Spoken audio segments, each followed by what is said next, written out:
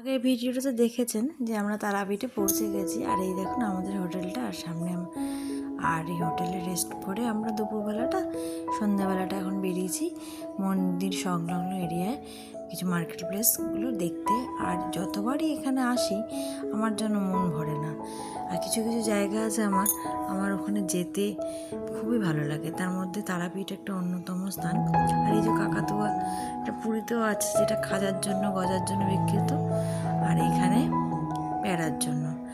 এত সুন্দর সুন্দর জিনিস, ঠাকুরের ফটো, ঠাকুরের ছোট ছোট পা, এত সুন্দর সুন্দর জিনিস এখানে বিক্রি হয় যে কি বলবো, কোনটা ছেড়ে কোনটা নেবো। তো বেশি কিছু নিইনি, ঠাকুরের একটা ফটো নিয়েছি কয়েকটা, কিছু মানুষকে গিফট করার জন্য, আর ঠাকুরের পা নিয়েছি, সবই গিফট করার জন্য, নিজের জন্য নিয়েছি।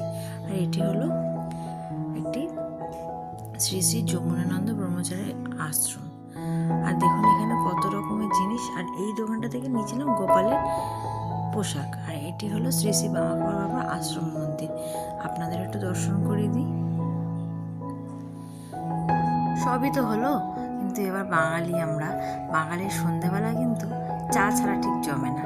তাই তো মন্দিরের এলাকা ঘুরতে ঘুরতে একটা চায়ের দোকানের সন্ধান পেলাম। মাটির হাঁড়িতে কি সুন্দর চা বানাচ্ছে, আর চাটা খেতেও ছিল দুর্দান্ত। তাই চা খেতে খেতে পরের দিনের প্ল্যানটাও আমরা করে ফেললাম। আর এখানে